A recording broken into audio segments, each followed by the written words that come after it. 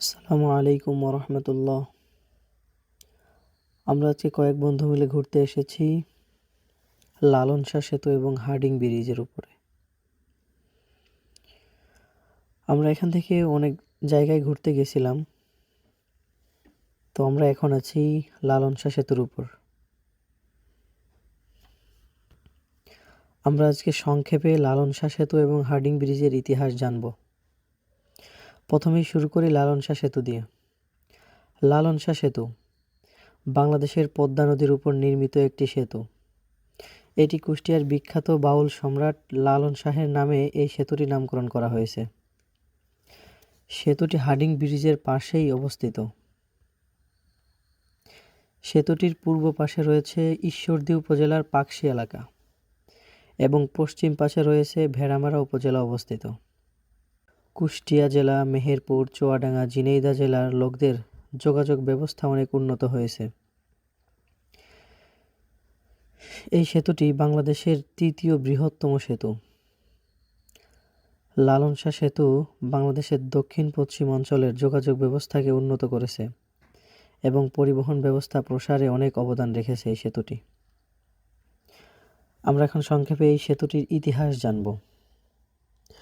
2001 সালের 13ই জানুয়ারি বাংলাদেশের তখনকার সরকার শেখ হাসিনা সেতুটির ভিত্তি স্থাপন করেন এবং সেতুটির নির্মাণ কাজ শুরু হয় 2003 সালে।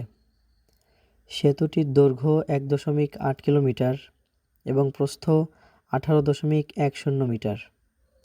মোট স্প্যানের সংখ্যা 17টি। সেতুটি সম্পূর্ণভাবে যান চলাচলের জন্য প্রস্তুত হয় 18 মে 2004 সালে এবং তৎকালীন বাংলাদেশের প্রধানমন্ত্রী বেগম খালেদা জিয়া সেতুটি উদ্বোধন করেন এবং সেতুটির লেন সংখ্যা হলো 4টি।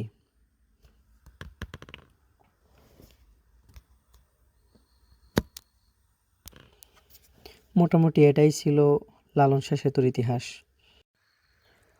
আমরা এখন যেটি দেখতে পাচ্ছি এটা হলো পারমাণবিক বিদ্যুৎ কেন্দ্র।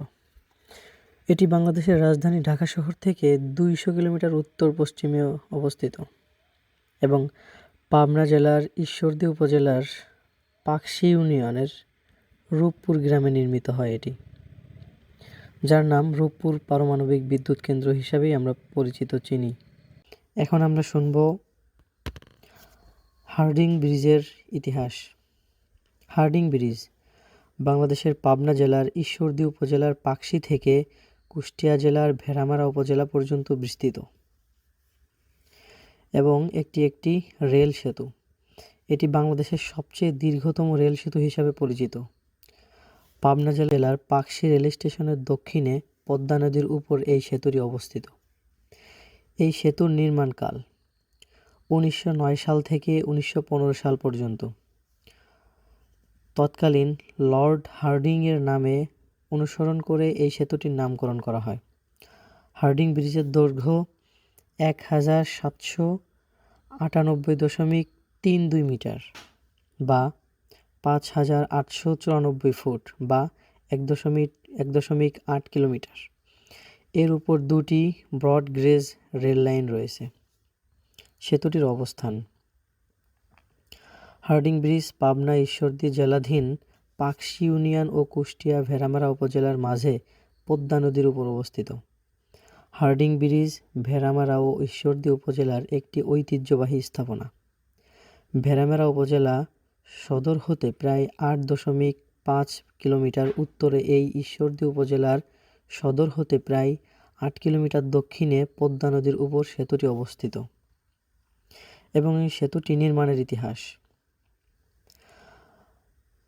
1889 খ্রিস্টাব্দে তৎকালীন ভারত সরকার আসাম, ত্রিপুরা ও উত্তরবঙ্গের সঙ্গে কলকাতার যোগাযোগ সহজতর করার জন্য পদ্মা নদীর উপর এই ব্রিজটি নির্মাণের প্রস্তাব করেন।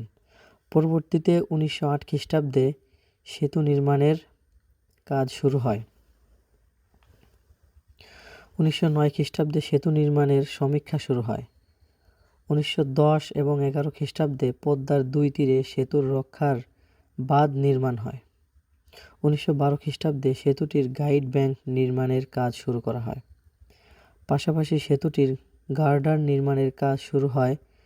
গার্ডার নির্মাণের জন্য কূপ খনন করা হয়।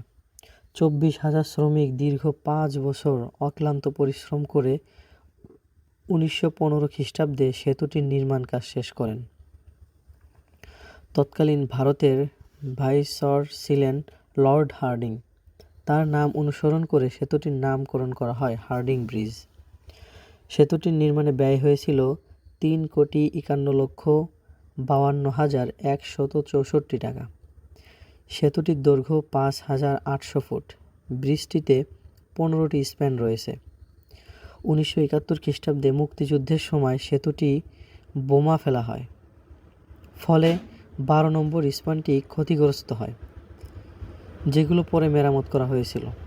হার্ডিং ব্রিজ ঈশ্বরদী জেলার ভেড়ামারা সীমানার পদ্মা নদীর উপর অবস্থিত।